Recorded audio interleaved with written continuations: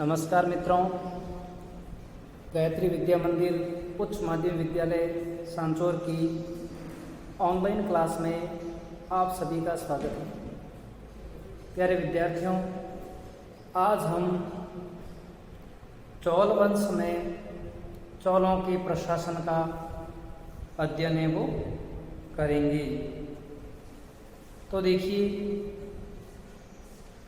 चौल राजवंश दक्षिण भारत का एक महत्वपूर्ण राजवंश था। इस राजवंश ने अपने साम्राज्य को काफ़ी विस्तारित किया था। साम्राज्य को सुव्यवस्थित चलाने के लिए उसे छोटी छोटी इकाइयों में विभाजित किया था। चोलों ने केंद्रीय प्रशासन में भी योग्य प्रशासनिक अधिकारियों की नियुक्ति की थी। उन्हें उदपुटुम, पेरुंदनम, सिरुत्रम आदि नामों से जाना जाता था। इसके अलावा चोलों के पास में एक शक्तिशाली जल सेना और थल सेना थी, जिसमें अश्वारोही, गजारोही, पैदल सिपाही आदि शामिल थे। चोलों के पास में सुदृढ़ न्याय व्यवस्था भी थी और न्याय व्यवस्था में कोई भी दोषी व्यक्ति होता था तो उसे आर्थिक दंड भी दिया जाता एवं सामाजिक दंड भी देने का रिवाज प्रचलित था। आर्थिक दंड में सोने की मुद्रा काशु दोषी से वसूली जाती थी एवं सामाजिक दंड में उसे समाज में अपमानित किया जाता था। इसी तरह प्रांतों में भी योग्य व्यक्तियों की नियुक्ति की थी। प्रांतों में नियुक्त व्यक्ति राज परिवार के चहेते होते थे। वे राज परिवार की व्यवस्थाओं को भी संभालते थे एवं प्रांतों में अपना शासन चलाते थे। प्रांतीय प्रमुख की नियुक्ति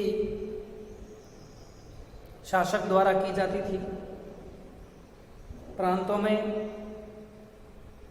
योग्य प्रांतपति नियुक्त होते थे। प्रांतों से छोटी इकाई मंडलम थी। मंडलम में भी राज परिवार के सदस्य राजा द्वारा नियुक्त किए जाते थे और इन सदस्यों में सबसे महत्वपूर्ण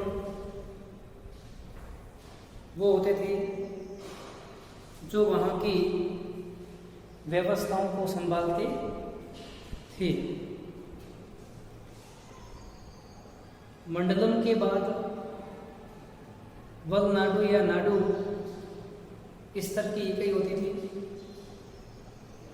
और नाडु स्तर की इकाई पर, जिसे जिला स्तर की इकाई कहते थे, यहाँ पर उनके द्वारा जिला स्तर पर योग्य व्यक्तियों को नियुक्त किया जाता था। जिला स्तर की इकाई के बाद कुरम, जिसे ग्राम समूह के नाम से जाना जाता था और कुरम काफ़ी ग्रामों की इकाई को कहते थे और सबसे छोटी इकाई है वो ग्राम कहलाती थी। ग्राम में भी चौल शासकों द्वारा एक सुव्यवस्थित व्यवस्था की गई थी, जिससे गांव के लोगों को उसका लाभ प्राप्त हो सके। इसके बाद अगर अपन देखते हैं तो चोलों ने विभिन्न नगरों में, शहरों में स्थानीय प्रशासन को भी बढ़ावा दिया था। चोलों ने प्रांत, मंडल, नाडु, कुर्रम और ग्राम स्तर पर अपने साम्राज्य को विभाजित किया, लेकिन शहरी प्रशासन में भी, नगरीय प्रशासन में भी उनका अभूतपूर्व योगदान है वो रहा था। स्थानीय प्रशासन में उन्होंने वर्तमान की नगर पालिका, नगर परिषद व नगर निगम जैसी व्यवस्था कायम की थी। ग्रामीण एवं नगर स्तर पर भी स्थानीय स्वशासी संस्थाओं की तरह कार्य होते थे। आज की तरह उस समय में भी नगर में विभिन्न योग्य सदस्यों को निर्वाचित किया जाता था और निर्वाचित सदस्य, जिन्हें पेरुमक्कल के नाम से जाना जाता था। पेरुमक्कल प्रायः अपने अपने क्षेत्र के जानकार होते थे। इन पेरुमक्कल से मिलकर वारियम बनाई जाती थी। वारियम सदस्य समितियां कहलाती थी। इसके अलावा उस समय में वहाँ पर इन समितियों को अलग अलग कार्य भी सौंपे हुए थे। जैसे अपन कह सकते हैं कि सिंचाई व्यवस्था, अर्थात नगर के आसपास सिंचाई व्यवस्था के लिए कुछ व्यक्तियों की या पेरुमक्कल को मिलाकर स्थायी समितियां बनाई जाती थी, जिसे वोरियम कहा जाता था। ठीक है।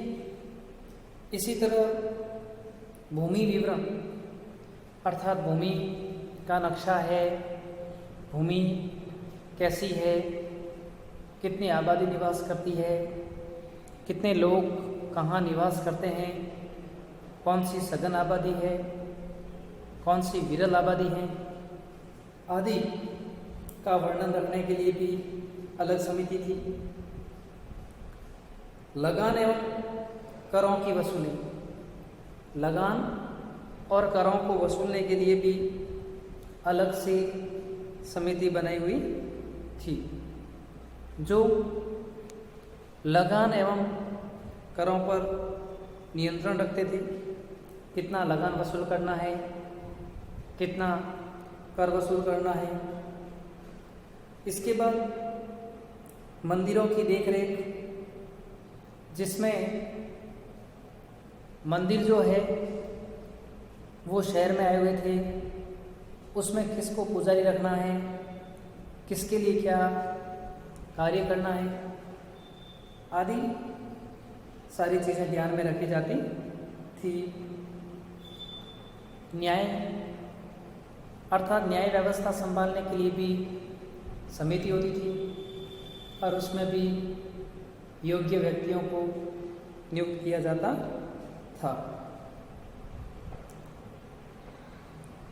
इनमें उर सामान्य करदाताओं पुरुषों की सभा थी।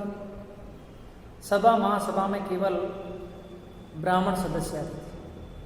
और हैं वो सामान्य करदाताओं की, जिसमें पुरुषों की सभा थी। सभा महासभा में केवल कौन से सदस्य आते थे? ब्राह्मण सदस्य। स्थानीय प्रशासन में जो भी व्यक्ति होते थे उनको पूर्ण रूप से स्वायत्तता दी हुई होती थी। स्वायत्तता इसलिए दी होती थी कि वे अपने क्षेत्र में आंतरिक मामलों में स्वतंत्र रूप से कार्य कर सकें। इसी कारण चौल काल के ग्रामों को लघु गणतंत्र की संज्ञा दी गई है। चौल काल के गांवों को लघु गणतंत्र की संज्ञा दी गई है।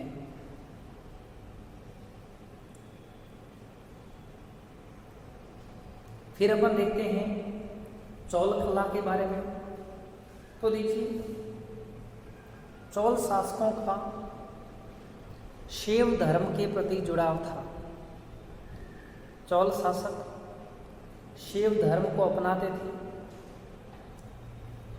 लेकिन उनके काल में शैव, वैष्णव एवं बौद्ध धर्म के भी कई धार्मिक मंदिरों का, स्तूपों का निर्माण हुआ था। इससे स्पष्ट होता है कि चौल शासक धार्मिक सहिष्णु थे। शैव, नयनार, वैष्णव, आलवा। दक्षिण भारत में शिव के उपासकों को नयनार कहते थे और भगवान विष्णु के उपासकों को आलवार कहा जाता था। चौल शैव धर्म के अनुयायी थे। इससे उन्होंने सर्वाधिक भगवान शिव से जुड़े हुए मंदिरों का निर्माण एवं करवाया था। चौल कला प्रेमी थे और महान निर्माता भी थे। चौलों ने कई विशाल राजप्रासाद, कृत्रिम झीलें, विस्तीर्ण बांध, सुंदर नगर, धातु एवं पाषाण की मूर्तियाँ और कई अच्छे भव्य कलात्मक मंदिरों का निर्माण भी करवाया था। चौलों का स्थापत्य कला में महत्वपूर्ण योगदान रहा था। चौल स्थापत्य कला को महत्व देते थे। चौलों ने मंदिर निर्माण में द्रविड़ शैली को अपनाया था। द्रविड़ शैली का मतलब है दक्षिण भारत की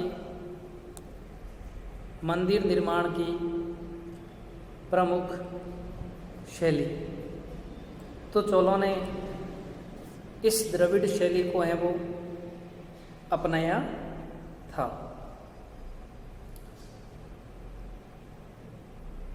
चौल शासकों ने जो मंदिर बनवाए थे उन मंदिरों में वर्गाकार विमान, मध्य में आंगन, ठीक है, और जितने भी स्तंभ आदि थे उन सभी को कलात्मक तरीके से बनाया गया था। यानी उनमें देवी देवताओं की मूर्तियों को विशेष स्थान दिया गया था। शासकों ने विभिन्न अवसरों पर,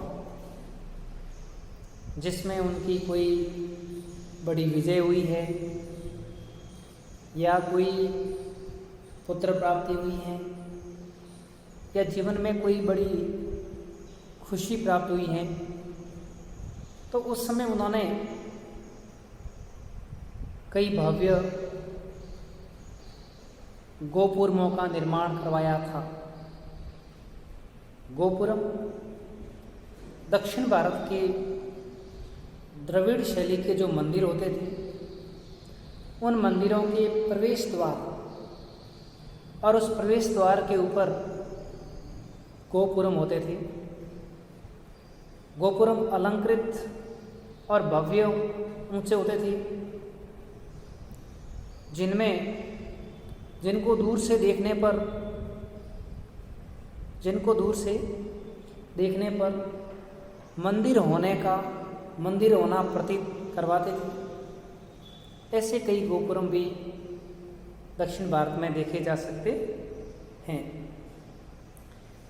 इसके अलावा मंदिर में मंडप भी निर्मित किए जाते थे, विशाल मंडप जिसमें धार्मिक क्रियाकलापों को किया जाता था। चौल काल में कई प्रसिद्ध मंदिर बने हुए थे। उन प्रसिद्ध मंदिरों में हम देखें तो तिरुकटलाई का सुंदरेश्वर मंदिर, नरतमलाई का विजयालय चोलेश्वर मंदिर, राजराज का बृहदेश्वर मंदिर, राजेंद्र प्रथम का गंगे कोंड चौलपुरम मंदिर, इसके अलावा कोरंगनाथ, ऐरातेश्वर, त्रिभुवनेश्वर जैसे कई मंदिर निर्मित करवाए थे। ये मंदिर अपनी विशालता के लिए प्रसिद्ध थी। इन मंदिरों में आंगन, मंडप, गर्भगृह, स्तंभ आदि अलंकृत होते थे और चोल शासकों ने इन मंदिरों में संबंधित देवी देवता की कई मूर्तियां आदि भी निर्मित करवाई थी। चोलों के इन्हीं विशाल मंदिरों को देखकर कई विदेशी विद्वानों ने मुक्त कंठ से प्रशंसा की थी, जिसमें पारसी ब्राह्मण नामक विद्वान थे। उन्होंने तंजौर के बृहदेश्वर मंदिर को भारतीय वास्तुकला का निकष कहा था। अर्थात पारसी ब्राह्मण ने जब तंजौर में राजराज द्वारा निर्मित बृहदेश्वर मंदिर को देखा, उसकी विशालता भव्यता को देखा, तो उन्होंने कहा कि यह मंदिर भारतीय वास्तुकला का निकष है। इसके अलावा बहुत से अन्य मंदिर भी बने। चौल कला का प्रभाव केवल दक्षिणी भारत में ही नहीं, अपितु सुदूर दक्षिण के देशों में भी पड़ा था, जिनमें इंडो चाइना, सुदूर पूर्व के अन्य देश और कंबोडिया का अंकोर वाट प्रसिद्ध मंदिर चोलों की कला से प्रभावित होकर ही बनाया गया था। चोलों के काल में कई उत्कृष्ट मूर्तियाँ बनाई गई थी, जिनमें कांसे की, तांबे की, पाषाण की बनाई गई थी। ये मूर्तियाँ भगवान शिव, पार्वती, कार्तिकेय व अन्य देवी देवताओं से जुड़ी हुई मिलती हैं। चौल काल की दक्षिण कला में नटराज शिव की कांसे की मूर्ति अत्यधिक प्रसिद्ध मानी जाती हैं। इसके अलावा चोलों का साहित्य में भी महत्वपूर्ण योगदान था। चोलों ने अपने राज दरबार में कई साहित्यकारों को आश्रय प्रदान किया था और साहित्यकारों ने कई ग्रंथों की रचनाएं वो की थी। चोलों ने अपनी राजभाषा तमिल को बनाया था। तमिल एवं संगम भाषा में चोलों के काल में कई साहित्यों की रचना हुई थी। कवि कंबन कुलोत्तुंग का दरबारी कवि था और इसने रामावतार यानी तमिल रामायण पुस्तक लिखी थी।